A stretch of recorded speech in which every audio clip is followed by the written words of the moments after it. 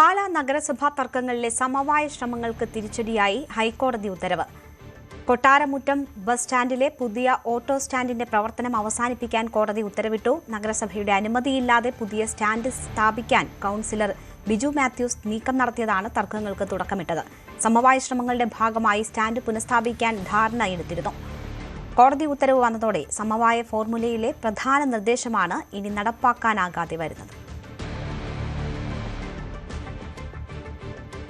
ാണ് ഇന്ന് ആദ്യമായി അതിന് പിന്നാലെ കൗൺസിൽ യോഗം ചേരുന്നത്. ഉച്ചയ്ക്ക് ശേഷം ഏതാണ്ട് 3:30 യോഗം ആരംഭിക്കുക.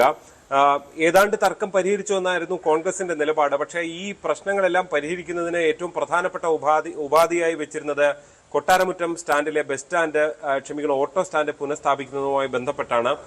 ഈ സ്റ്റാൻഡ് സ്ഥാപിച്ചതുമായി ബന്ധപ്പെട്ടാണ് തർക്കങ്ങൾ ഉണ്ടാകുകയും ചെയ്തിട്ടുള്ളത് തുടക്കത്തിൽ. അതുകൊണ്ട് തന്നെ അത് പുനഃസ്ഥാപിച്ചുകൊണ്ട് പ്രശ്നം പരിഹരിക്കുക എന്നുള്ളതായിരുന്നു. പക്ഷെ അതിനിടെയാണ് ഇന്നലെ ഹൈക്കോടതിയിൽ നിന്നും ഇതിനെതിരെ ഒരു വിധി വന്നത് എന്നുള്ളതാണ് ഏറ്റവും ശ്രദ്ധേയമായിട്ടുള്ളത്. അതായത് സ്റ്റാൻഡ് സ്ഥാപിച്ച നടപടി അത് അനധികൃതമാണ്, അതുകൊണ്ട് തന്നെ നഗരസഭ സ്ഥലം സ്വന്തം കയ്യിൽ തന്നെ വെക്കണം എന്ന നിലയിലുള്ള വിധിയാണ് വന്നത്. എന്തായാലും സമവായ ഫോർമുലയിൽ തന്നെ ഇങ്ങനൊരു തർക്കം കോടതിയുടെ ഇടപെടൽ വന്നതോടെ വീണ്ടും അതൊരു തർക്കത്തിലേക്ക് പോകുമോ എന്നൊക്കെയുള്ളതാണ് കാത്തിരുന്ന് കാണേണ്ടത്. എന്തായാലും ഇന്ന് നടക്കുന്ന കൗൺസിൽ യോഗത്തോടെ പ്രശ്നപരിഹാരം എന്നതാണ് UDF, കോൺഗ്രസ് ഒക്കെ ആഗ്രഹിച്ചിരുന്നത്.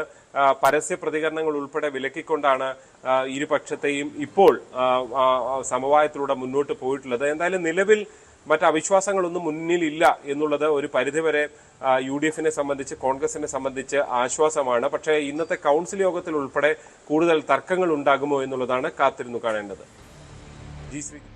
കോട്ടയം. കൂടുതൽ വാർത്തകൾക്ക് News 18 Keralam YouTube channel subscribe ചെയ്യുക.